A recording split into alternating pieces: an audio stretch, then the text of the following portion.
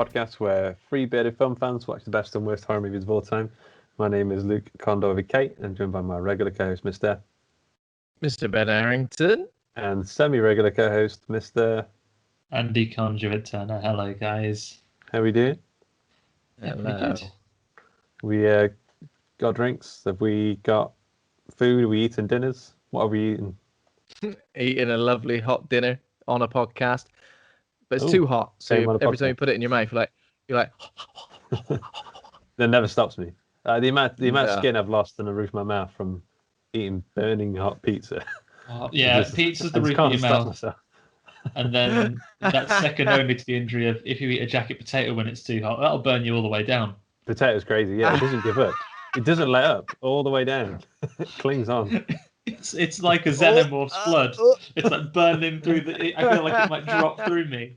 Yeah, that's how you get out of prison, like in Alien Resurrection. You just ask for a baked potato and drop some on the floor. Yeah. I like it indeed. What's your go-to baked potato topping of choice? I've got a go-to, but I mean it's pretty standard: baked beans, cheese. Beans and cheese. Which one do you go first? Baked cheese. No. Oh. Yeah, the beans, and then cheese on top for that. But if it's cheese on toast and then beans on top of that, that seems to be the right way for that. That is very nice. So it all ends up in a big mush anyway.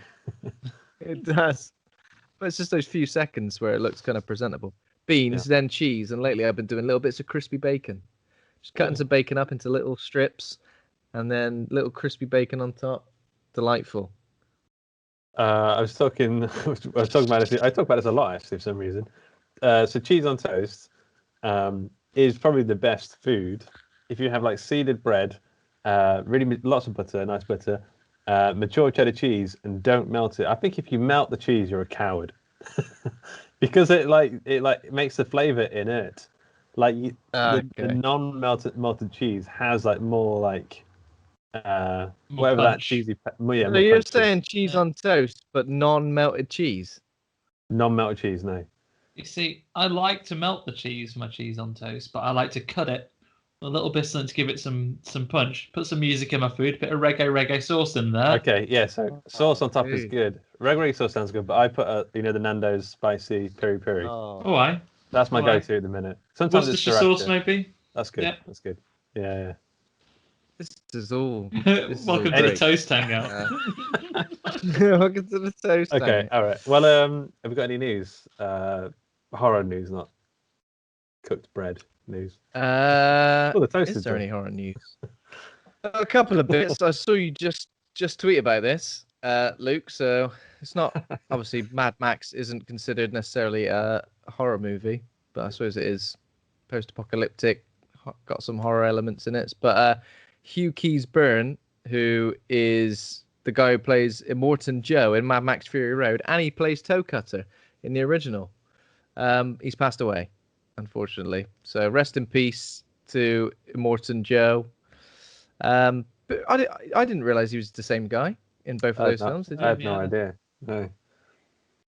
He looks quite different, to be fair. But it is a double rest in peace as well, because Suspiria co-writer and the star of Deep Red Inferno, Daria Nicolodi, has died as well, age 70. So 2 rest in peace bits of news to start on a nice note. And I'm moving swiftly on, mentioning Peter Dinklage for the second episode in a row. Oh yeah, Peter Dinklage is apparently going to star in Legendary's Toxic Avenger reboot, which could be. Is he going to be the Toxic Avenger? Yeah, I think so. Oh no, wait. It says the article doesn't say whether or not Dinklage is playing Melvin, who turns into the Toxic Avenger. He could easily be playing the villain. Do we want him as the villain? He was like a villain in one of the X-Men films, wasn't he? That I've forgotten he was in an X-Men. Is he in Days of Future? He's in Days of Future Past, I think. Yeah, he's Bolivar Trask. Yeah, he's Trask. Yeah, that's it, Trask. Yeah, so we've kind of seen him as a villain. I was kind of thinking it'd be pretty cool if he was like the lead in a reboot like that. That would be interesting. I'm going to be a little bit skeptical here and say I'm not sure of a non-trauma Toxic Avenger film. Yeah, good point. Good point. Yeah, I do wonder if this will make people go and watch other trauma films. I quite like the idea of getting people to experience what we experienced at that film festival. Yeah. Return to Nukem High Volume 2. The second part, yeah, that was an incredible experience. And I think I'm not sure what was better, the fact that the film was insane, or watching our friends that didn't know what was it. Dan and Carl that we were with. They'd literally turned up 5 minutes earlier after like a 3-hour journey, exhausted, and we shoved them into this room where Lloyd Kaufman was like shoving a mop up someone's arse so far that popped the penis off the other end. Yeah, it was a crazy. But we really should do a trauma episode because they're such fun. We have discussed doing a trauma episode before, have we not? Yeah, but it's always one of those things like I don't know if I could casually put a trauma film on. Like it has to. I mean, what film would we do? I don't think we should do Toxic Avenger. Not too sure which one though. Romeo and Juliet, maybe. Poultrygeist. Romeo and Juliet, Poultrygeist. Poultrygeist is mad. Yeah. I'm up for it. Some point in the new year, perhaps. Yeah. Any other news? Who's not resting in peace? Sorry, Ben, if I'm jumping into your flow. Freddy Krueger's apparently on the way back, isn't he? With Robert Englund himself. Is he? What, in Stranger Things? Not only in Stranger Things, but apparently, rumor has it that Robert Englund may be appearing in a new Nightmare on Elm Street film. Didn't hear this. No way. Yeah. Oh, Fredwood, back again. What, like another reboot? Is that what we're saying? Another reboot? Or just very, like a new sequel? Very scant details, but apparently he is looking to return to the role as old Mr. Krueger himself. Yeah. The newest Nightmare. The latest. The only other bits of news are like not really, they're just things about films in the pipeline. So apparently the Overlord filmmaker Julius Avery is directing a new take on Van Helsing for Universal with James Wan producing. How do you feel about that Van Helsing? What was the filmmaker? What did he do before? Overlord. Yeah, I can imagine him doing that quite good actually. Yeah. Yeah, keep it quite punky. Like Overlord was quite crazy, wasn't it? I think if you keep that kind of energy. Get Hugh Jackman back again. Maybe you could do a song and dance number as well. 2004 Van Helsing came out. Jesus. I've still got a lot of love for that film. I mean, it is kind of ridiculous, but I'm not anti Van Helsing. A lot of love for it. What was that? I'm not anti Van Helsing. No, I don't think you can. I don't think you can be. It's too much of a good time. Mm. There was a series as well, right? There was a sci-fi series. Yes, I think there was. And a Sleepy Hollow. Yeah, I remember Sleepy Hollow. And a Sleepy Hollow, yeah. Just avoided them for some reason. And the only other thing I saw was that Alex Garland, so obviously most recently directed Annihilation, has apparently wrote a low-budget horror movie that he's working on making. That's pretty much it. He said, I wrote a low-budget horror movie set in the UK. I don't know if it's unrealistic or not. I don't know if he means the film or to make it. But yeah, apparently shooting may begin spring-summer 2021. I mean, that's enough in news story, sorry. There wasn't much. I was thinking, so Rebellion, the company who owns 2000 AD and Rebellion Games and that, they opened up a TV film production studio in Oxford. I think it was last year, but they were showing off they have that technology they use on Mandalorian, where it's like you create an environment in Unity or Blender or something, and then you project it, and your actors are sort of inside it. And they've shot a short film or something like that. It's about knights in a forest or something, but it looks really good from what I've seen. And I'm thinking, that kind of thing might make quite great looking projects quite attainable. But like people like Duncan Jones, who's going to be doing some sort of 2000 AD movie at some point. Doing Rogue Trooper? Rogue Trooper, yeah. So it'll be interesting. I'd love to go down to that studio and see what kind of thing they're doing there. Yeah, man. Sounds very interesting. That's it though in terms of news. I haven't got anything else. Have you guys seen anything else, or is that? No. No. Have you guys watched any good movies or TV or anything? Good for Andy. I'm getting into the transition between Halloween and Christmas. So I watched for the first time. I watched Better Watch Out the other day. Cool. What did you think? I really liked it. I genuinely did not see the early twist in the movie coming. You know, when I remember the overall arc, I guess, but I can't remember how it's revealed at the start. Yeah, that initial turn that comes maybe about 30 minutes in, I didn't see it coming until it happened, and then it got very interesting. Yeah, it's a decent movie. Like I really enjoyed that. This is one of the few that I'm reluctant to say anything because it's still reasonably new. I think it flew under the radar for a lot of people. I think it's worth checking out. Flew under the reindeer, yeah. Yeah. And then it's got the great Home Alone riff bit as well with the. Yeah. I don't want to spoil anything for anyone, but it's definitely worth watching. It's a lot of fun. Yeah. So recommended that, and then we watched Krampus because it was on Netflix. So we watched that. It was good. So it's good fun. I think we've spoken about Krampus on the show before, but I think it suffered maybe at the time it coming out because I think it was heavily marketed as having a very big Gremlins feel, and I don't think it quite hit the heights of a Gremlins. But with each watching of it again, probably seen it like a few years and on the bounce now, and I think it's grown. It's really good, and there's a great cast. Yeah. And then, other than that, I haven't watched it yet, but I had one of those magic Twitter moments the other day. Someone was asking, your favourite Christmas Halloweens, and I mentioned, you guys are fans, that I was going to watch Jack Frost, as I do every year. Yeah. I got a little message from a chap called Michael Cooney, who said, "Oh, thanks, thanks for the love," and I was like, "Who's this fella?" Only the director. And I was like, "Oh, well, I'm glad he knows." Because, so the director of Jack Frost, he's out there. He knows that people are enjoying his, I'm going to say, Christmas horror classic. I'm going to watch it again this year. Yeah, I love Jack Frost. He directed the second one as well, which I guess is a summer holiday movie. So it's there's things for all seasons.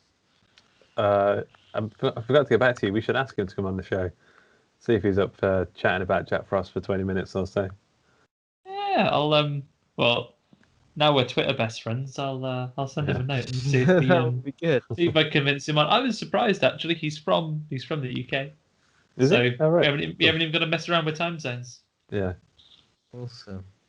It'd be interesting to know how that came together, how it got made. Anything else you've seen, That's Andy? it for me. So I watched. I don't know if you've seen this new movie that came out fairly recently. It was on Hulu, I believe. It's the Sarah Paulson starring film called Run. So directed by Anish Chaganty, who directed Searching. Okay. There are a couple of if you're familiar with that film as well, there are a couple of little Easter eggs in this one. But yeah, I quite liked it. It was kind of predictable, and you kind of, as soon as you knew what the setup was, you kind of knew which direction it was going in. But it's a enjoyable, tense thriller, and I think that's mainly because of the performances of the leads. So you got Sarah Paulson as a mother figure, and then her daughter, who's I think is her first movie role, a disabled actress called Kira Allen.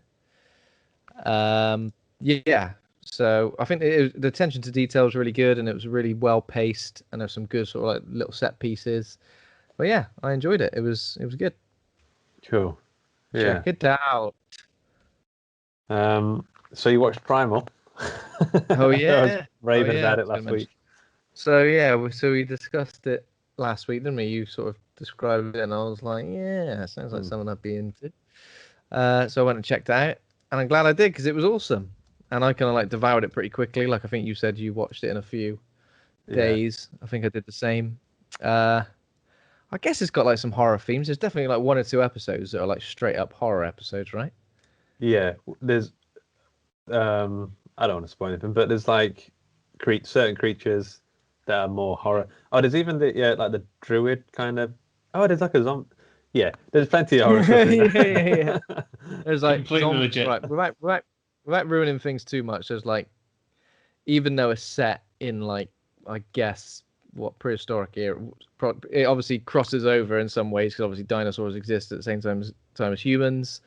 But yeah, there's loads of weird and wonderful monsters and horrible things, and it's like fantastical when it goes through. It's fantastical, yeah. It's brutal, but it's got a lot of heart and soul, and it's quite emotional. You're surprised by how many times like you're nearly crying as you're watching it. It just borders on that kind of. Also, it captures that feeling of like when the shit's about to go down and something bad's about to happen, and then he comes out, the main guy comes out on top. It gives you that kind of fist pumping adrenaline, like the same kind of Mad Max kind of feel. Yeah, because you're like, how are they going to get out of this one? Every single episode, pretty much. Yeah. So yeah, it is really satisfying, and if you love gore and ridiculous, over the top violence as well, then this is probably the show for you. Yeah, it's one of the best things I've watched this year, I think. Like, one of the most unique things, anyway. Yeah, I think it's the team. It's the team behind Samurai Jack, right? Yeah, Samurai Jack and Dexter's Lab, Hotel Transylvania, and Clone Wars. The Star Wars TV show that I haven't seen, but apparently he did that or something. Yeah, UK audiences though who can watch it it's on all 4 at the moment, isn't it? Which is like, so give it a go. If you're not a UK audience, there's been some great deals recently on VPNs as well, so get stuck in. Yeah. I think in America you can just watch most of Adult Swim's content on adultswim.com. I'm pretty sure you can just watch a fair few bits, or it used to be like that. I'll just quickly, I haven't watched too much this week, but I wanted to round off my Takashi Miike November, and I rewatched Audition. So that's the second time I've seen it. I can't remember what rating I gave it last time, but if it wasn't an A, I was an idiot. It's such a good film. Yeah, it's great. Like, I think we went for A's. Great bait and switch. Did we give it A, do you think? I think we gave it A's, yeah. I'll dig it up and check while you're looking. Yeah. So that was episode 4, I think. Wow, episode 4. Jesus Christ. Yeah. Yeah, I think I hope that my taste as a horror consumer has sort of matured over these 147 episodes, or how many episodes ago it was. But like, yeah, it's so good, and I just love how it plays it so straight for so long, for like the first 3 quarters, and then it just gets really bizarre, sort of really insane, and then ends on like an absolutely brutal scene. You can't look away from the screen. Yeah, it's fantastic. It's an amazing movie. Well, Luke, I'm afraid to announce to you that you are apparently an idiot. Oh no! You both gave it B's. What buffoons we were back then. Buffoon. Yeah, exactly. 3 years ago, us dickheads. So it is a great movie. Have you got over Itchy the Killer yet, Luke? Have you recovered? I feel like I've repressed most of that memory of that film. Or maybe I haven't, and that's just the way the film plays out. I'm still not sure what happens. And I was like watching a couple of like, what happened. Those explainer videos on YouTube. Yeah. And I watched 2 of them, and they had completely different takes on what happened. Like one of them was like, one of these crazy ideas, like, so this character can read minds, and he's telekinetic, and he can do all this stuff. I'm like, what? Where did that come from? That was not in the movie I watched. There's an anime prequel you can watch as well, but it doesn't help. Sorry. Sorry to announce that now. Yeah. I think it's based on a manga. So, I mean, Takashi Miike, where else did I watch? Happiness with Categories, which is by far the weirdest. That was like a kind of Pet Shop Horror sort of vibe, but more bizarre. Yeah, it's good. He's a good filmmaker. But I think out of all of them I've seen, Audition is probably the most solid entry as a film. Yeah. And that's it. Other than that, just watch the Pumpkinhead. Yeah. Pumpkinhead. Funny I old don't really one, know. this one. Yeah, I don't really know. Why did we watch this? It was like definitely on a list that we'd made of films we wanted to do on the podcast. Put it on a spreadsheet for things to watch. I think Pumpkinhead comes up in a couple of like horror boogeyman like lists, right? So there's like an iconic feel to it. I think the Stan Winston's creature design, which is probably one of the more remarkable pieces of it. Other than that, for me, this film just reminds me of being in video shops as a kid, because I remember seeing I remember the covers for this thing. Maybe Pumpkinhead 2. The cover for it though has got some hands holding a pumpkin, and like, well, I suppose it kind of makes sense. Maybe it was sense. 2 that had him on. Why is it called Pumpkinhead? Is it just because his head kind of looks like a pumpkin? Doesn't he get dug up from a pumpkin patch? Yeah, but his head's not literally a pumpkin, is it? I don't know. It's almost like, okay, so Pumpkinhead is a 1988 American horror film. It was a directorial debut of special effects artist Stan Winston. The film has built up a cult following a year since its release. It's the first in the Pumpkinhead franchise. Oh, there's just another one, isn't there? Oh, okay. So there's one direct-to-video sequel, 2 TV film sequels, and a comic book series. So after a tragic accident, a man conjures up a towering, vengeful demon called Pumpkinhead to destroy a group of unsuspecting teenagers. Yeah. That's hit the nail on the head. So IMDb has it at 6.2. Rotten Tomatoes, 65 critics, 48% for the audience score. Letterboxd is at 3.1. Tried to find some choice reviews from Letterboxd. I've got Damn, This One Is Still Awesome. That's Starland CA. He gives it 5 stars. And then Wong Chi put, who the fuck makes a monster movie where the damn monster doesn't appear until the last 15 fucking minutes? This is just a grieving redneck with a monster slapped in the finale. Half a star. So yeah, it almost feels like Stan Winston had an idea to make this monster, or maybe done some tests with this monster, and he kind of made a film around it. Yeah, he hasn't directed much else, though, has he? I don't know, actually. So I think I looked into it. He's done the effects for loads of stuff. So he's done like The Thing, like Batman films, Aliens, Terminator, Predator, The Relic. I think he's worked on like Jurassic Park and loads of stuff for Spielberg, actually. AI, War of the Worlds, Indiana Jones, and The Kingdom of the Crystal Skull. This alien did kind of remind me of like a Crystal Skull alien from the end of.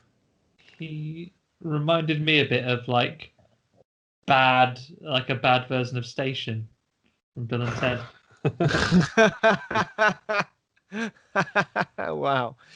Yeah, maybe. He did direct a film called A Gnome Named Norm. Do you remember this film? Say again? No name. What? A Gnome Named Norm. So if you Google it and look at some images from it, some like screen grabs from it, something about it looks very like Dark Crystal, Jim Henson-y, but it is Stan Winston making the thing. But it's like a buddy cop film with like a gnome named Norm. Norm is just an average gnome. And he doesn't look very gnomey, does he? He looks like a bit like a little Bigfoot is what he looks like. Yeah.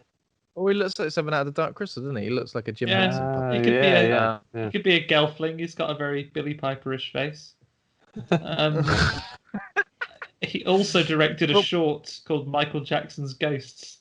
Yeah, I remember that as well. And that's got all the songs from like Blood on the Dance Floor and another album. I think it's kind of like extended montage of music videos.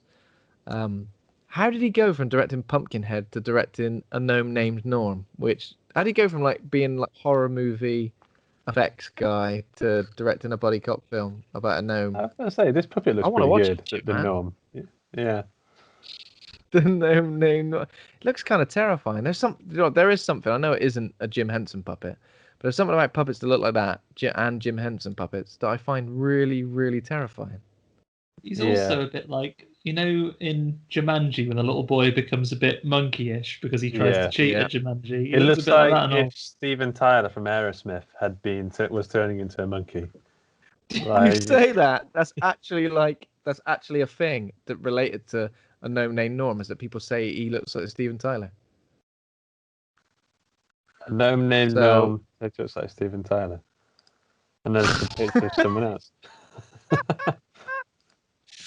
Yeah, but I kind of want to watch it. I kind of want to watch that because it just reminds me of a certain time, and I think it reminds me of a certain time where I didn't really care if films were bad, or didn't really know that films were bad. I used to enjoy Mac and Me. Whoa! I was just about to say. I was just about to say Mac and Me. Yeah, that is a terrible film. If you watch it now, it's so bad. It's basically an E.T. rip-off, right? McDonald's made it, I think. But I remember thinking it was good. Yeah, me McDonald's made it, and they had to call it Mac. There's a bit where he's dancing on the McDonald's counter, and he's like drinking loads of Coke, where he's got like a straw hole in his mouth, perfect for a McDonald's straw. Is it Mac and Me where the little boy gets like shot to death by the police? Jesus. I can't remember. If it's not in the theatrical cut, it's in another cut where the little boy in the wheelchair actually does get shot and killed by a policeman. It takes a dark turn. Maybe this is why Stan Winston is involved.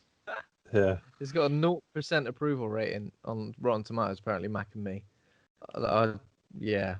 See, when you're like a 10-year-old kid, maybe younger, I don't know, that doesn't matter. You see a cute little alien creature who whistles. I think it whistled like Gizmo from Gremlins. Yeah. It's constantly like, oh. It's like Paul Daniels a little bit. But apparently McDonald's and Coca-Cola are both sponsors of the film. Yeah. Mac and Me. What a classic. Not really. Yeah. So Lance Henriksen is in this film, who we all know as Bishop.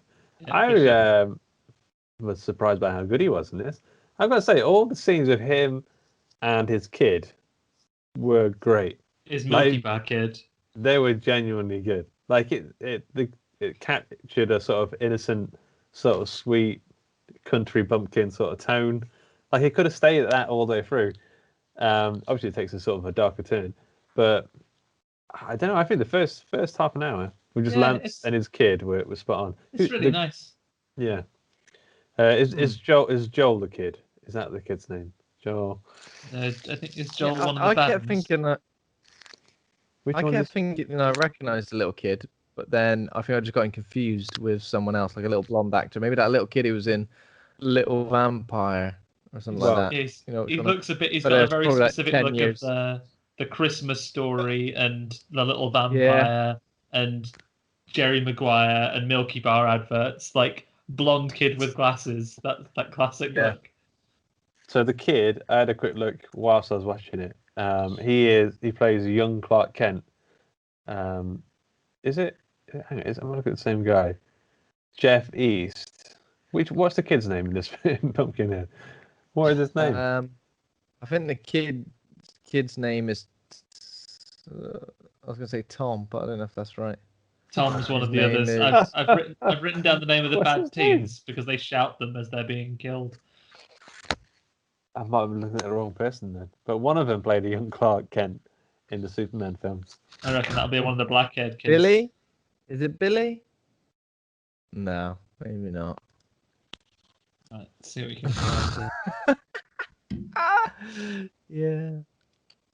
Hey, Chris. Which one's Chris? You don't know Chris? Okay, I think Chris might have been one. Chris is the good guy of the group. He's the string vest waistcoat man, is he? He played a young Clark Kent in the Superman films. It was important to get that out there. Right, it's Billy. The kid's name is Billy because Bishop's name is Ed Harley, and there's someone called Billy Harley who was in Pumpkinhead. I know what you did last winter. He's in that. He's also in Fear and Loathing in Las Vegas, Replacements, Batman and Robin, and Robin, Blank Check, Mr. 94. Freeze. Well, he's had quite a storied career, and obviously this was a great place for him to start. Yeah.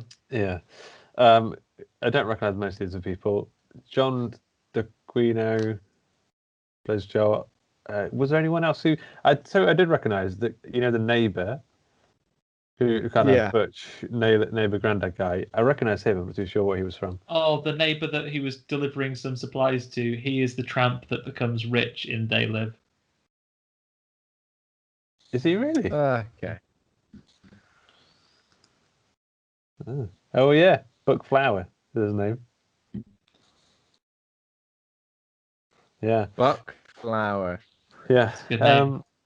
Okay, so we start off in the past, in the 50s. A guy is running away from Pumpkinhead, and it's like a family. Ed Harley is a little kid at this point in time, and he's in bed, scared of this guy outside who's running away from Pumpkinhead. We find out right away that the monster's real. I don't think we get to see him. I know we do get to see a fair bit of him right at the start. Just outside the window. Yeah, he's outside the window and he's snatching up this guy who's beating on the door, right? And this is the thing that struck me in this scene. I've just written red versus blue because like inside it's all blue, and outside, as soon as Pumpkinhead turns up, everything goes red. It's like some really stark color work that goes on. While this guy gets a couple of times, it kind of changed as well. Like at one point, it went from like red to blue. Like as the monster got close to the guy, it was like he was in a completely different place. Yeah. Like literally with a snap. It's like they've obviously got like, given the time, late 80s, probably got a pair of those 3D glasses that were just switching which lens is in front of the screen. Yeah. Pretty much. Yeah. Go on. So obviously Ed is watching. There's a young Ed, that's right, and he witnesses the man through the window getting caught and killed by, at this point, an unseen monster. Who we definitely know is quite tall. Yeah, that's why you see him. He looks out his window. He's just there. Yeah, I think you do see him. Yeah. Not even like hidden off like around the corner or anything. He's just there picking up a man. That was his go-to move. He picks him up like an action figure. And looked at him. Yeah. There's a really big on the picking your people up. Sound. Yeah. There's some really distinctive sound design, isn't there? And it sounds like The Thing, like the tentacly, weird, snaky. Yeah. Yeah.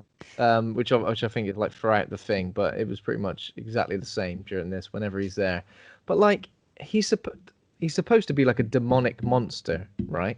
Yeah. But I don't get that vibe at all. I just get it's just an alien vibe. Doesn't seem demonic. His body is full on xenomorph. Yeah. Like yeah. He moves like a xenomorph as well. Like yeah.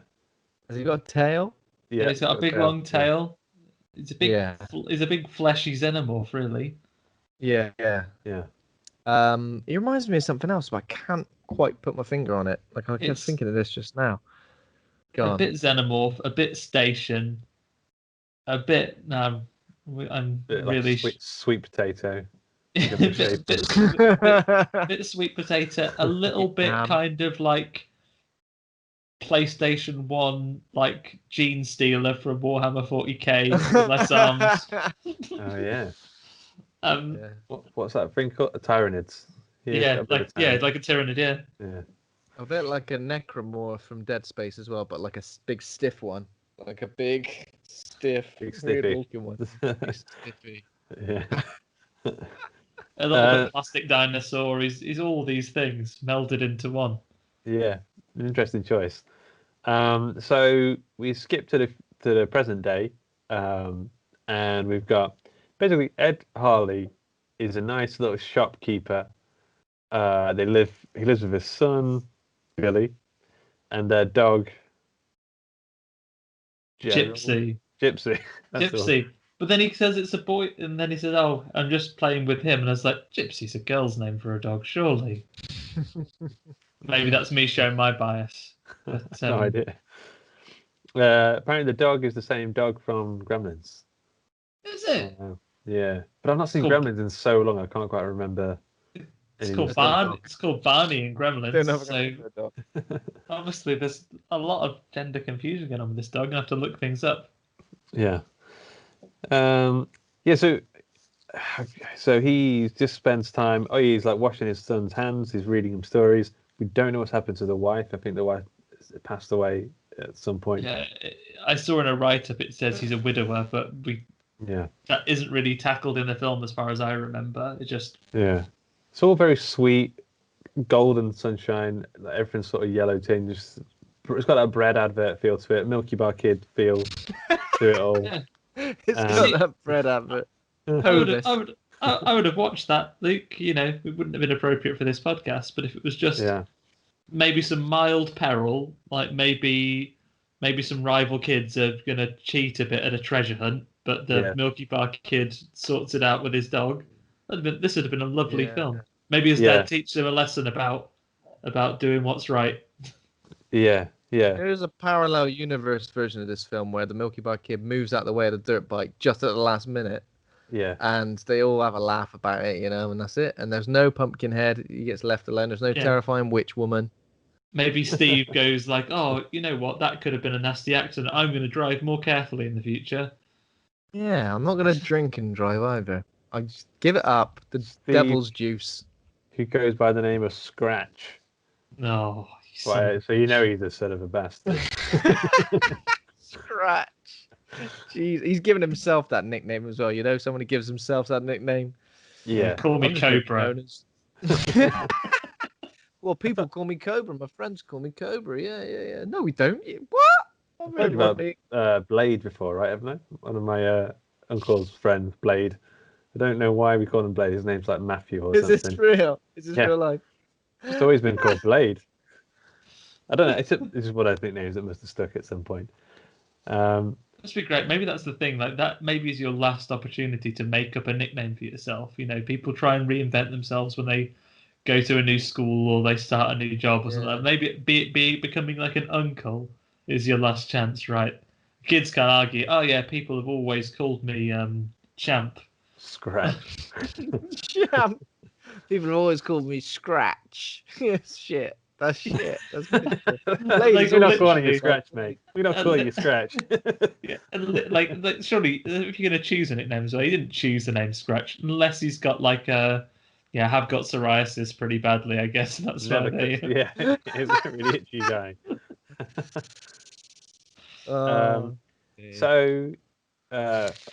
There's so many these teenage kids. They're city folk. They're riding from somewhere. There's like Scratch, who's the badass guy, drinking some beer whilst he's driving. Hey, crack me open a beer, will you? Yeah, that's right. I'm driving, but I don't give a flying fuck. He does a wheelie. I'm Scratch.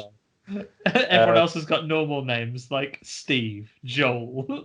Yeah. The other card is 4 normal people. They seem more like reserved, kind of chilled. And then they pull off at it's not a petrol station, the shop.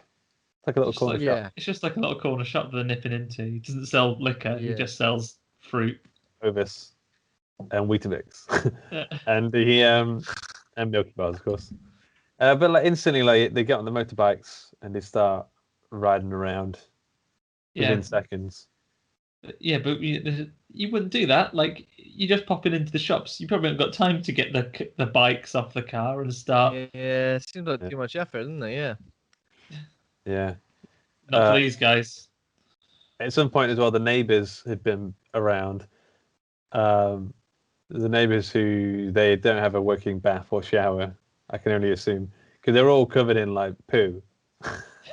They've all just got like generic like I live in a dusty I live in a dusty environment, little crisscrosses of dust on them like Pigpen. Yeah. And they're wearing like dungarees and stuff. Yeah. And they're little bastards. They wind up the little kid for some reason, but then one of the girls like jumps to his aid. Yeah, Leave him alone. He's only got a few more minutes left to live. Yeah, don't go telling him someone called Pumpkinhead's going to get him for misbehaving. Yeah. Yeah. Order. So, Lance Henriksen, what's his name? Ed Harley. He forgot to get the feed, some cattle feed or something, for his neighbour. So he says, "I'll go get it, and then I'll bring it around later." And when he's gone, I don't know where he's getting it from. That's when the big accident happens. It's quite tragic. The two motorbikers are motorbiking. Gypsy runs into the dirt road, and then the Milky Bug. The motorbikes are on me. He should have said as he was. Because they were. The motorbike wheels are on my head, crushing me to death. Yeah. Very bad. I mean, he doesn't die straight away. He just seems to. He's crumpled. He's not. No one. Yeah, he's crashed. No one attempts to get into a hospital like at any point, do they? Yeah, I know they're probably really far away from hospital. They just sit with him for a little bit, don't they? Go, dead, are you? Yeah. I made a note here that like this is like for a minute he's like Schrodinger's kid who is like simultaneously dead and alive because he's picking him up and carrying him all floppy, but then he says something again. Yeah. Keep her on me. He just goes, buddy. So I can't remember what. So like Scratch says no one. Yes. Which one's Scratch? The one who's like a little bit edgy, tanked up. Is it Scratch that actually hits the Milky Bar kid with his bike and he's like, "Oh, I'm not going down for this. I'm out of here immediately." Yeah. So he drives to some cabin or something, but he's also we find out he's one of the guys is his brother as well. He's the other guy on the motorbike who's the only one who stays behind whilst everyone else goes. I don't know why everyone else goes. Like I know Scratch is escaping, but everyone else seems to follow him. Yeah, why wouldn't everyone else stay there? And yeah, I know this is like a pre-mobile phone world, but you know. Yeah. Only Joel stays behind, and he's waiting there whilst for Lance Henriksen, for Bishop, for Ed Harley to return. And it's quite, I don't know, it's a genuinely affecting moment when Joel just has to show him that his kid is like dying on the floor. But as he's walking away, he says, "How can I do anything?" And Bishop gives him the blue steel. There's like a piano sting as he kind of stares at him. So you know he's mad.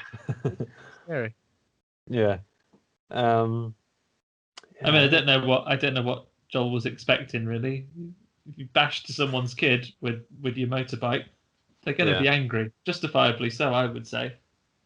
Yeah. Yeah. Least he could do is go in and buy a chocolate bar from the shop or something. Give him some money. Yeah. Buy a root beer. So what? In the cabin where everyone's hiding out, they're all falling out.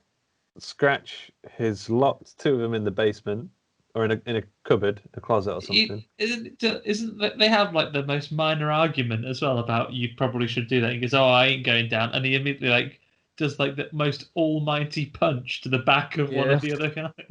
Yeah. And then he hits him with a log, doesn't he? He like goes, "Well, you hit me, will you? Well, I'm gonna log you, you twat." It's all ridiculous. He's kind of don't they say that he's on probation as well? So like, "I'm not going down for this, man." Yeah.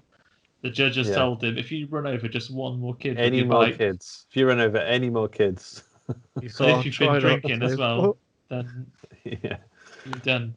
The whole thing that I did make a note here, like when they first like start getting the bikes out and riding about, and Ed Harley tells the Milky Bar Kid to stay in the shop and not run about outside.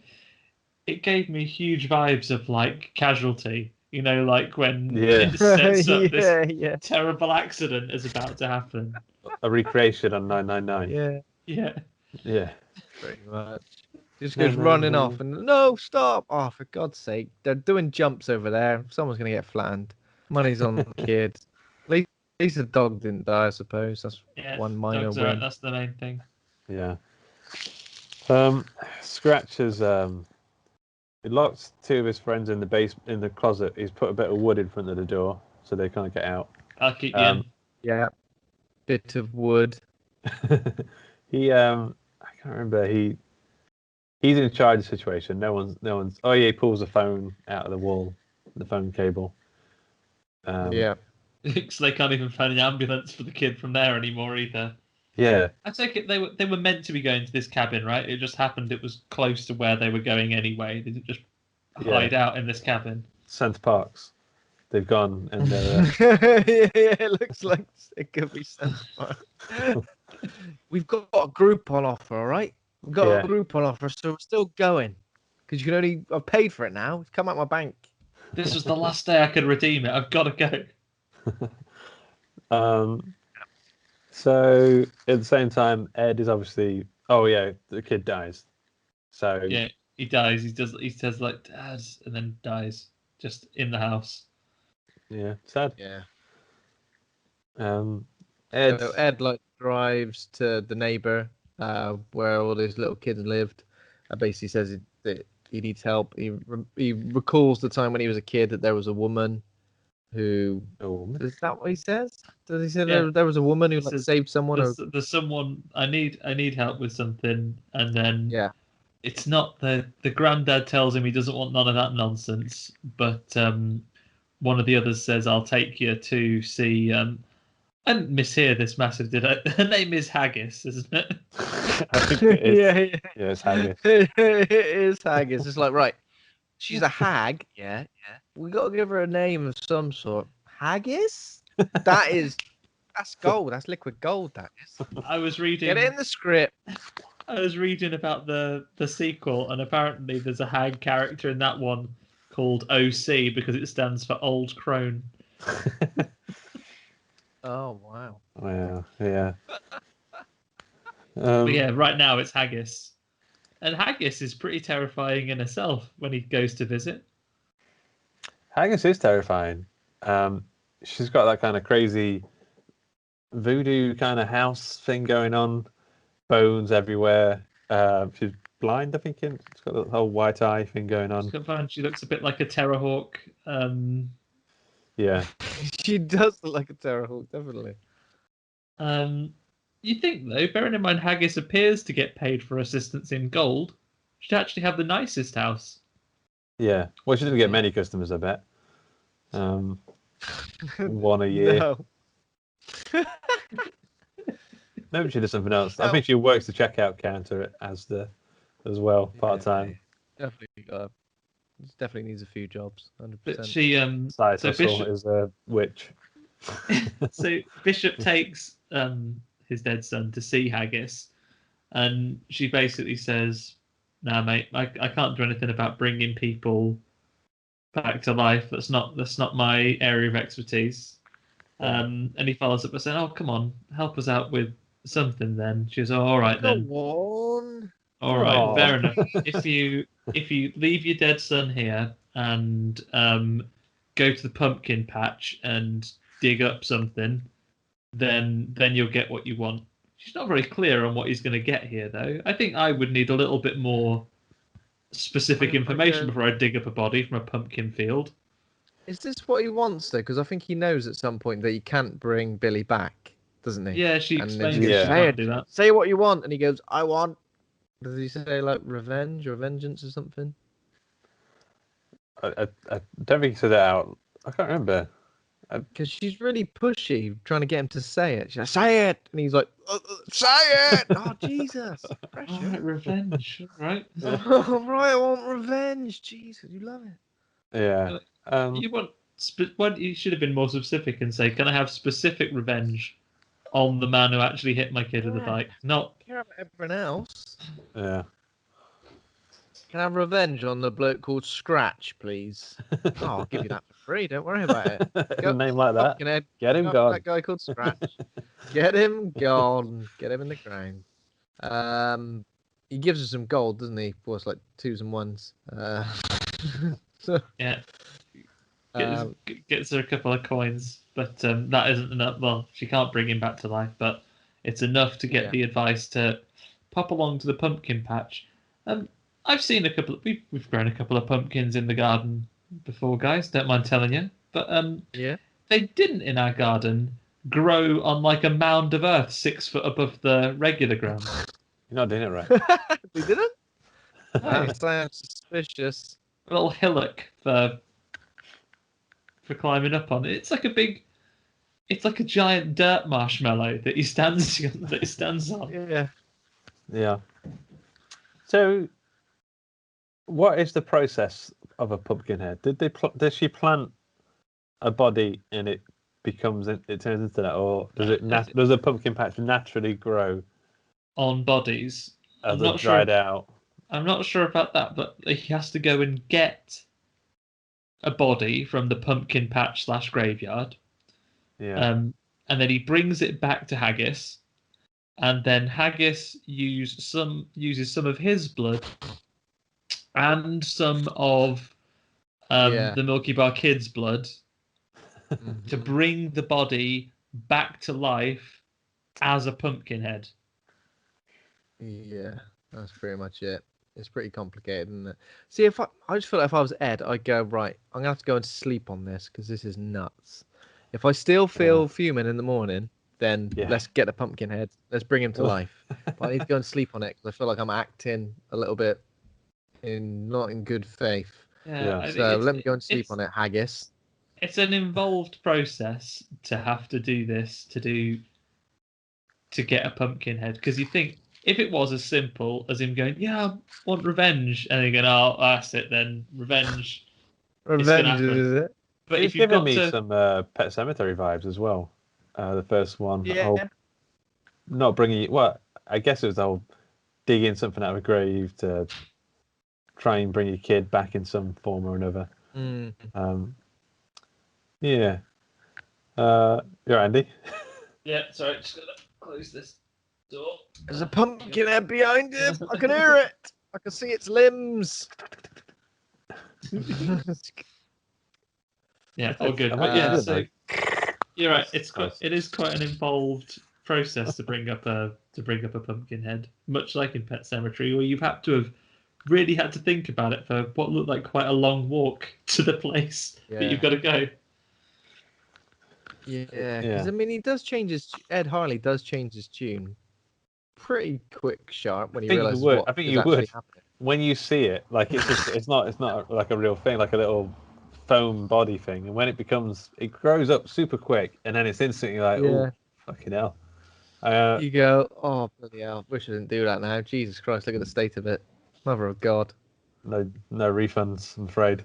Have you ever been in that situation in real life that you've got something that's felt like a good idea at the time, and then when you've got a real pumpkin head on your hands? That's a good saying real for when that happens. I didn't mean to spend that much. I've got a right pumpkin on my hands. Sometimes when you order something in a restaurant, when at the time you're like, oh Jesus Christ, this sounds amazing, and when it turns out as a monstrosity, and you kind of go, oh no, to persevere with this and try and consume that monstrosity. I can have the grand ice cream sundae to myself. I don't need to share that. We'll have one each. Yeah, and then you literally a mouthful in that long spoon as well. One mouthful, and you go, oh pumpkin no, I got a pumpkin head on my hands. But you can't leave it because you're going to look like an absolute loser. When you put too much cake batter in the little pots, that's a proper pumpkin head situation as well. When it grows out of the thing, bloody hell! Yeah. Oh bloody hell! Making this Yorkshire puddings as well. That happens. Climbs out of the oven. Fuck it, Jesus Christ! I've pumpkin it. You've nailed it. Actually, cooking is where it is really at. Like, when you think that ain't enough pasta for one person. That isn't enough pasta for two people. Or I think rice. there's I need more of literally that. like 2 Put days. a bit more in, and then before you know it, Pumpkinhead. I was like, how many egg noodle nests does one man need for a stir fry? And I was like, wow, I'm really hungry. 3? Because they're only little. They're tiny like that. 3? Mother of God. It was enough. It was enough for like 3 meals worth. I was fuming with myself. The thing is, you'll never learn. I Pumpkinhead myself all the time whenever I've got a pineapple because they're quite a job to cut up. You know, you've really got to get into them. You've got to prepare them. And pineapple, love it. It's delicious. My favourite fruit. And then I eat it, and I know pineapple quite acidic. It's got the acids in there that digest meat. So I know that if I eat enough pineapple, I'm going to get a tummy ache. But you know what? Do it every time. Tummy ache. Get Just a myself a little tummy. Andy in his back garden on a massive mound of dirt, just like in the fetus position. Oh, I've got a bellyache. Oh, what have you Lars done? Hen- I pumpkin-headed that pineapple. Sorry, lads. Every Yeah, time you so, say I'm pumpkin headed now, I'm thinking like the next level on from turtle heading, but a lot worse. So, A lot worse. people listening in, message in and tell us how you pumpkin-headed yourself in life. Yeah. Instant regret. Instant regret. Well, so Ed Hardy Pumpkinhead's himself right bad because he actually gets a literal pumpkin head on the go. Yeah. I can't remember. Oh, he passes out or something. Did he fall asleep? Like, I think it's because of the magic, right? Because they are, as we learn, him and Pumpkinhead are linked together in ways that are never made expressly clear, but are numerous. The blood. I don't know. The blood somehow. I don't know. Yeah. They're kind of psychically linked, aren't they? Yeah, and sometimes when he does stuff, we'll find out in a bit. He can see what Pumpkinhead's up to.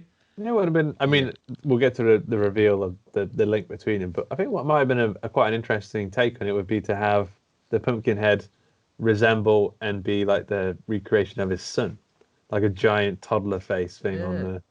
Yeah.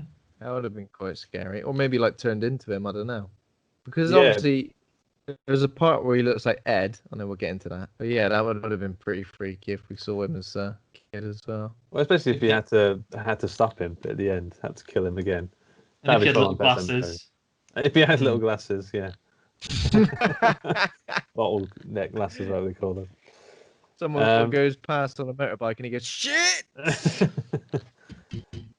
So Ed just pops off home. He just makes his way back to, I don't know what he's going to watch, Gogglebox or something. And yeah. The Pumpkinhead goes immediately, and this is like towards the end of the film. I think it's like an hour in. Yeah, it is like an hour in. We get nice family time and digging up a Pumpkinhead for quite a while, but then this is very backloaded. It is like the last 40 minutes where everything happens. I've got to say as well, this was my least favorite part of the film.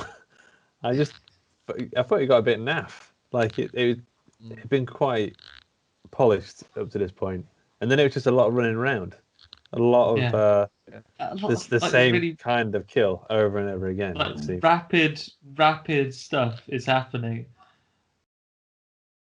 Yeah. Well, so Pumpkinhead kills the best kid. The younger brother, the one who didn't do anything wrong, the one who stayed with the kid when he was hit. Yeah, Steve. Like Steve. Oh, that's it. Because this is when he goes out after one of the girls that's run out, and then he gets like a crucifix and goes, "Oh, remember when this used to give you strength? Maybe you need that now." And then she doesn't need it because Steve could use that because he gets pulled off by Pumpkinhead. You literally lifted out of shot. This is Pumpkinhead's favourite way to kill people. He's off camera and he lifts people off, like out of shot. He lifts people off, and then he loves a long drop. Does Pumpkin? He drops them. Yeah. Also, he seems like he's sticking his fingers into people and lifting them up that way. I'm not too sure. Like bowling balls. Yeah. So he kills, and he doesn't seem to kill them instantly. Like he seems to like brutalize them over a period of time. I mean, he is probably made of pumpkin flesh, so he's got some he doesn't seem to be particularly brutal. Like, he doesn't seem to be sharp or like he could just rip a head off or something like that. He seems quite soft.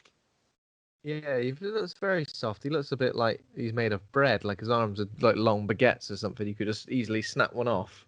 Yeah. And dip it in a lovely bit of balsamic vinegar and oil. A little bit of melted cheese. But or unmelted cheese if you're Luke Honda. Yeah, despite being made of soft bread and cheese, he throws around Steve like he's like a lamb, doesn't he? Tosses him all around the shop. Yeah.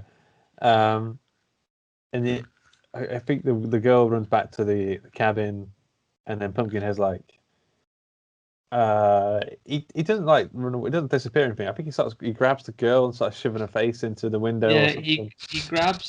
he grabs another one of the girls called Maggie. Mother note next to this bit is that apparently Tracy, who's one of the other girls, I noticed has the exact same outfit as Ellie Sadler from Jurassic Park. But that's not how he gets grabbed. He grabs he grabs Maggie and then draws a cross on her head with because the one bit of him that is sharp is his nails. He's got some sharp nails. And he draws a little cross, X marks the spot, and then throws her down. Is it her? No, and you're right, Luke. That's how he surprises the others that are in the house. He smushes her face against the glass of the window. Yeah. And then throws her in. Yeah. As whenever any of them die, Ed Hardy feels it as well. He goes all golden and wobbly. Yeah, the color palette changes in the scene that Ed is in. It goes from blue to red, and he goes wobbly. You're right. Doesn't he go back to the witch at some point and says, "I've got it wrong. I've done a Pumpkinhead. He does. Yeah. Can you take him back?" And she goes, "No, it can't be stopped, and you'll die if you interfere with the." Haggis has got such poor customer service. Yeah. Yeah. Just taps the sign. She's got no refunds and no exchanges. Sign, doesn't even say anything. No refunds, no exchanges, no do-overs. Can I not even have like Pumpkinhead credit? And I'll put this towards the next one. And he was like, "Nah, he's got to complete it as stated." Yeah, sorry. Yeah. I can't really. I mean, there's some jumping around. The girl Pumpkinhead takes up right into the top of the tree, and he's like a squirrel at the top of the tree, and he drops her from a great height onto a rock. Onto a rock, yeah.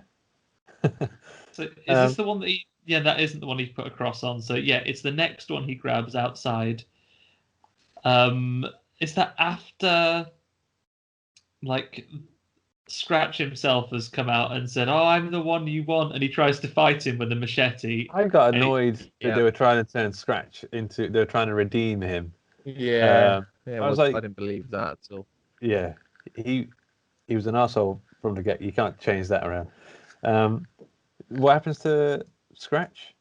So Scratch tries to fight Pumpkinhead in the house with a machete, but they do like a 70s James Bond fight where he tries to machete him and he blocks him with one arm and then biffs him with the other. Yeah. And then they have a fight. He's trained in hand-to-hand combat.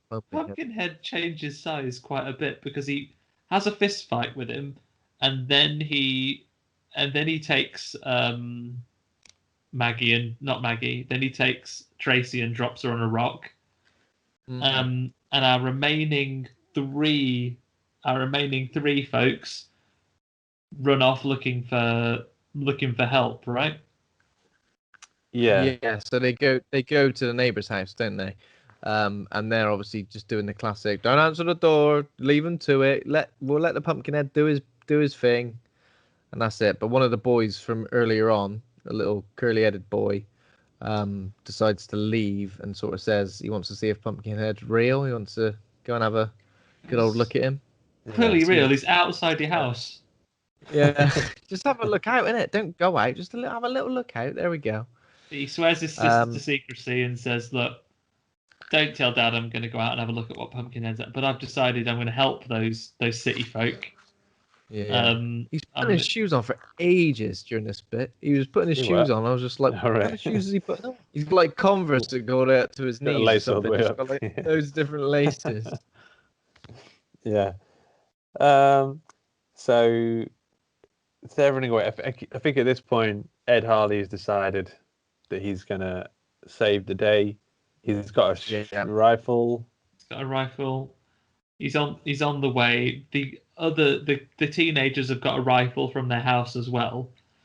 So having tried to get into the door, they try to get a car.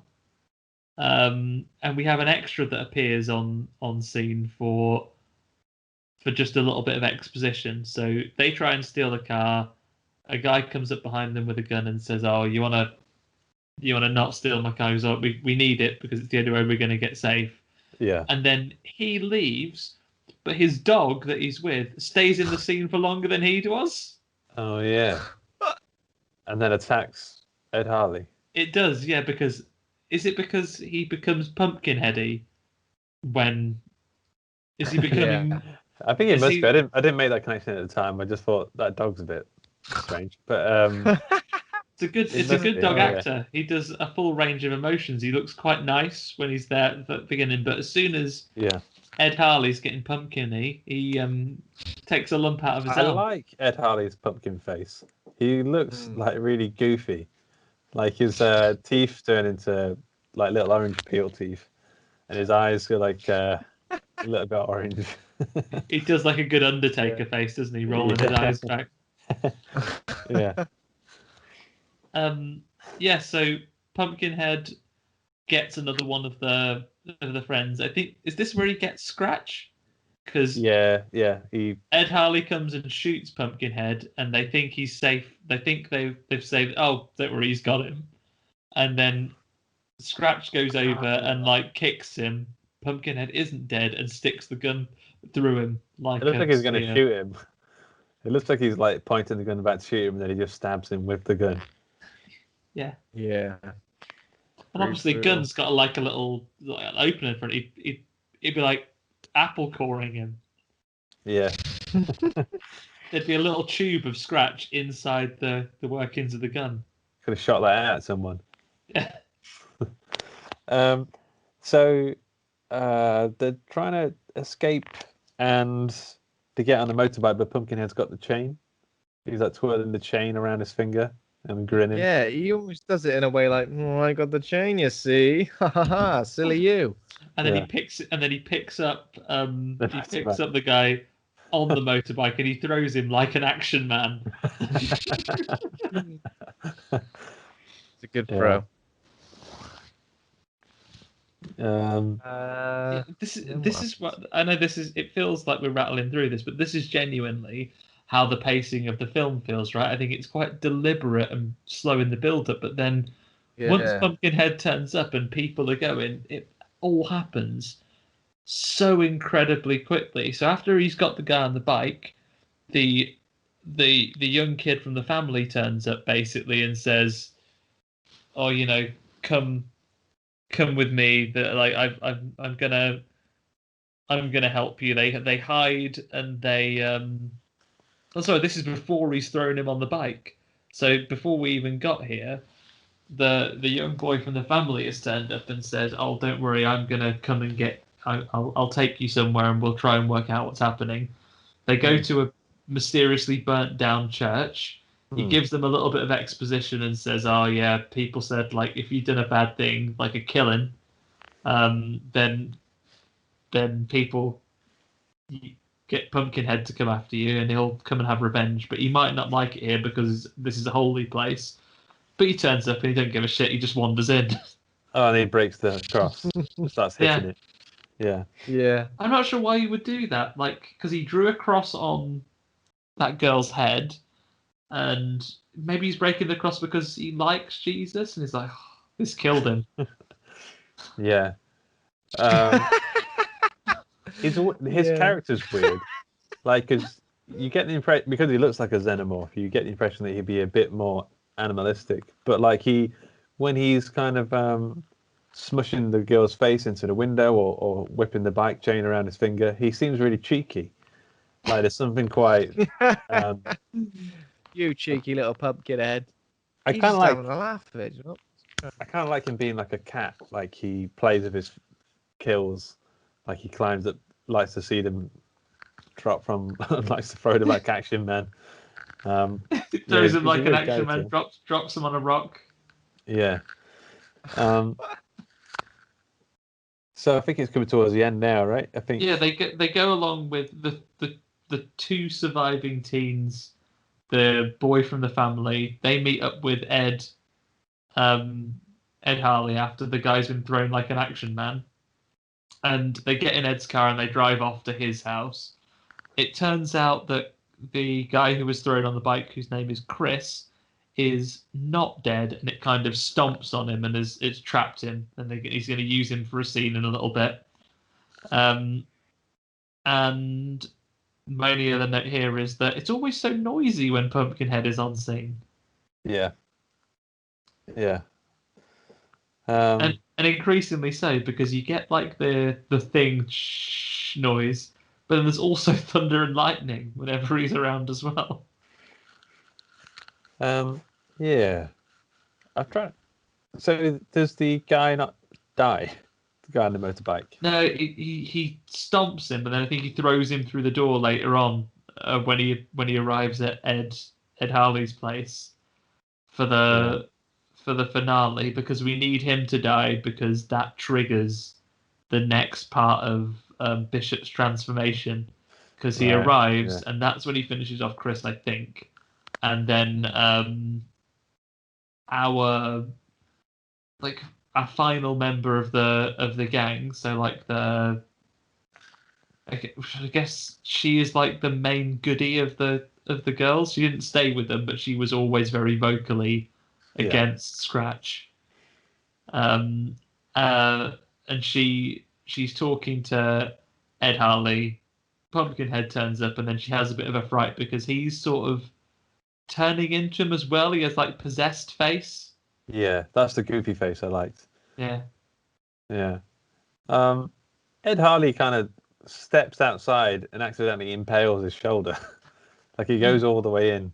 Yeah, impales himself, which is necessary to find out that that's also Pumpkinhead's weakness, right? Because when he stabs himself with the fork, Pumpkinhead goes, "Oh!" And he's got Ed Harley's face. Yeah, he's got Ed Harley's face, and he realizes that that's come a bit sharp, which gives Ed Harley the knowledge that. How does he stab himself with the fork? He just kind of runs into it. He just trips out, and I think the wire of his flamethrower gets caught on the door handle. You know, that's annoying. You ever got your headphones on, and you catch That's the most one of the most handle. annoying things in the world. That really irritates me when you're doing washing the pots and you turn away and your headphones get yanked from your ears because they're stuck on a. It's so annoying. That is right up there with if you ever bang the top of your head on an open cupboard door or something like that. Those are the most infuriating things. Yeah, because your hands are wet or doing something else, and like you can't get the phone out to rewind the podcast. No, I lost your place. No idea what's going on. Irrationally angry, and it's your own fault. Like nothing else could. Yeah. Yeah. But yeah, this has happened. I think the boy from the other family and the dog are hiding in a little box. There's a nice little scene. The dog is in its own box. The dog opens up the box like Gizmo. There's a little peep out. So he's not getting involved with it. But Pumpkinhead is there. He's attacking everyone, and Ed Harley Bishop makes the choice that he's got a pistol from somewhere, and he shoots himself in the head, and Pumpkinhead falls down, but isn't dead because somehow in the head, but then manages not to be dead. Yeah, he manages to like turn and stumble and walk over towards them. He realizes he was an android this whole time. Yeah, he's covered in that milk. Milky Bucket was me. Yeah, that's how I spawned that child. Yeah. So he reminds our final. I feel bad. I've written down all the generic names of the other kids that just die, and our final girl here because no one shouted her name while she was being killed, I haven't got it written down. I think it's Tracy. Tracy. That kid is called Bunt as well. Bunt. So Bunt is also being attacked. Yeah. It's being attacked for being a bystander, I guess. And Bishop says to Tracy, "You gotta kill us, mate. It's the only way." And she blows him away a few times with a gun, right? And then that's it. Pumpkinhead falls over, catches fire, and the day was saved. Apart from everybody was dead. And it's not over yet either, because I don't recall any scene where we work out how those guys are going to continue with any type of normal life. But what we do see is old Haggis burying Ed Hardley / Bishop's body in the pumpkin patch, and it still has the necklace that the Milky Bar Kid gives to him in a tender moment at the beginning on. Yeah. So we can tell that it's him. And she's burying him in the pumpkin patch, I guess, to be the next Pumpkinhead next time there's a revenge that needs doing. Yeah. I'll have to watch the sequel. Although I saw in the Facebook group, in the Horror Hangout Board of Advisors, Anthony says the sequel it's rough. He said it's bad, but not good bad, like this one. Oh no! So he's probably not going to watch it. I don't think. Not anytime soon. I've got some name game if you guys are up for it. Always. Okay. For the new listeners, the aim of the game is to. I need to find a succinct way of putting this. I'm going to read out. I'm going to describe a film, and the title of the film will rhyme with the title of this film. So, number one, there's a film I watched. It's a film about a man who puts a curse on loads of city kids, so now they have to go to bed really early. Pumpkin Bed? Close, but maybe around about 9 o'clock, their parents call them up and say, "Right, you go and jump in bed." Yeah, correct. Number two, this film I watched. It's about a man who curses a bunch of city folk so that a creature comes out of the ground, makes the city kids fall in love with it, and then it breaks up with them and hurts their feelings really bad. Oh, that one's cool.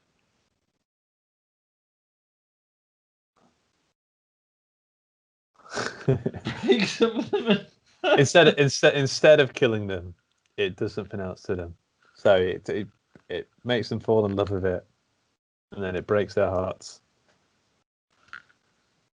And it breaks up with them. I mean, what if someone breaks up with you? What is that? What happens? Maybe we can come back to this one. Let's come back to this one. I can see. I don't know if the Skype's frozen or if. I think Bella's frozen rather than I was. Oh my lord! He has frozen. He's literally frozen in thought. Oh, that is perfect. Yeah. So I was just puzzled, Luke, but I want to say. Ben was so Ben was so puzzled that he was frozen in place. No, I can't do that. Those like pumpkin head games, but no. Dumped instead. Yeah, let's see if we can get him back. Oh, there he is. Cool. I don't know. I lost all connection for a second. What was the answer to that one? The city kids, I missed it. Well, you were like looking like this, like you were in thought, and you froze like that for ages, and I thought you were thinking about the answer. Yeah. I went, this, I don't know. And then you were still silent, and I thought, all right, then tell me then. So it's about a man who kisses a bunch of city folks, so a creature comes out of the ground, makes the city kids fall in love with it, and then breaks up with them to hurt their feelings. Dumped instead. instead of killing them. Yeah. I like it. I got that one right, Ben. I don't know if you've Yeah, heard you while you were did. there. Oh, well done. All right, number 3. So this one you could describe as Alice in Wonderland meets Home Improvement. So Alice and Toto find themselves on the road to see Tim Allen in his big wooden house full of small people. So Alice and Toto. what's the little dog's name? He's in Wizard of Oz, not Alice in Wonderland. I got it mixed. It's Wizard of Oz meets Home Improvement. Oh, okay. I was confused. Just to make this way more confusing. So it's Wizard of Oz meets Home Improvement. Dorothy and Toto, that's her name. Find themselves on the road to see Tim Allen in his big wooden house full of small people. So it's a big wooden house full of small people. Munchkin stead? Munchkin. Big wooden, like a wooden house. You might find one in a garden. Munchkin shed. Munchkin shed. Yeah. Yeah, boy. Okay, this one is going to be difficult. Oh God, I'm just That warning was you. so easy. So this one's about a famous drummer who finds out that his drums are alive, and he has to wrestle the idea of hitting them for his art, or not hitting them because it hurts their feelings. And every time he hits them, he hears the drum skins speak. Drumskin.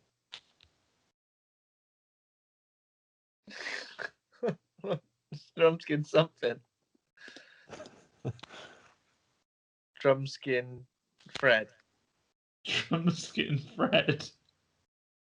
Well, the drum skins speak, I guess, is the biggest clue I can give you. Oh, Drumskin said. Drumskin said, yeah. Last one. Ben looks like he's either angry or he's frozen. or he's frozen. Okay, last one. It's a film about a bunch of prisoners who have a flat football, and so they can't play football. So they have to get somebody to smuggle in a football pump into the prison so that they can play football. So they need to get a pump into the prison. So I guess if they do it in a loaf, it could be pumping bread. Pumping bread. Yeah. Yeah. I'll give you that one. Well done. You got them all right. Correct. So you need to rate the film. Oh. What are you going to go for? I'm going to go. It's a shame, but I think I'm going to go quite low just because, sometimes you watch and you think that was all right, but then you kind of like talk back about it and you're like, I've barely got anything to say about it, good or bad. And I think that's when you really know that you haven't really enjoyed something. So I'd probably go as low as, because I mean, the effects are good. What's his name? Bishop's good. But I think everything else, the story, every other character, the threat, and especially that final third, the third act is particularly weak. I have to go for a D+. Yeah, that's quite low. Been that low for a while. I'm probably going to be quite low as well, I think, just for the same reason as Ben. Like, there's nothing really that kept us going. I think the fact that it's a real struggle to know any of the characters that are being killed. You know Bishop and you know the Milky Bar Kid. I probably would have enjoyed this film more if it had just been about them, and maybe it was about him protecting his son from Pumpkinhead. Maybe they're more compelling rather than those no good teenagers like Scratch getting done in. Yeah. You've always got to have respect for a Stan Winston design, even with this that clearly had a lower budget than some other stuff. Like, he makes remarkable and like memorable creatures, but it's kind of a shame that it's wasted on, getting rid of unremarkable teens and dropping them off high places. So I might be even slightly harsher than Ben, because I think even things which are less iconic, and because they're newer mostly, things like the Relic and so on, I'd put things like that on over maybe watching this again even. Definitely. Yeah. So Definitely. I'm going to chuck a D at this. Flat D. D flat. Okay. I'm going to give slightly higher. All the same reasons, but I'm going to give a C minus. Only because I quite enjoyed the first half an hour. I was quite into it. Up to the point, like I like the lore. I like the whole concept of the curse and haggis and digging up her body in the pumpkin patch ground or whatever. It's a cool idea. It's a cool monster.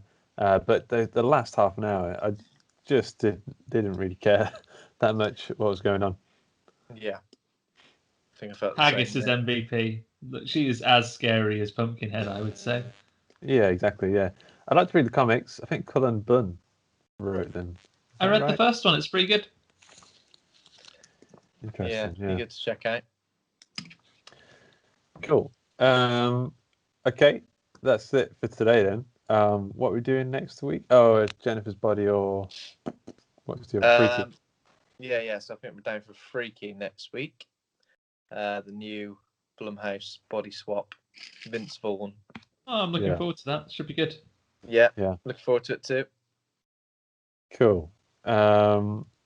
Sweet. Okay. Well, we'll leave it at that then. If you enjoyed the show, become a patron over at patreon.com/Hawk and Cleaver. Thanks to Kovac Camera for theme music. Thanks to Acast for hosting the show. Thanks to the listeners. Please consider rating and reviewing. Pop over to Facebook and join the Facebook group, Horror Hangout Board Advisors. Thanks to my co-hosts, Ben and Andy, for being right horror dudes. Thank you very much, guys. Remember your limits. Don't Pumpkinhead yourselves out there, everyone. Yeah. Try my best. All right. Catch you in a bit. See ya. Bye. Bye.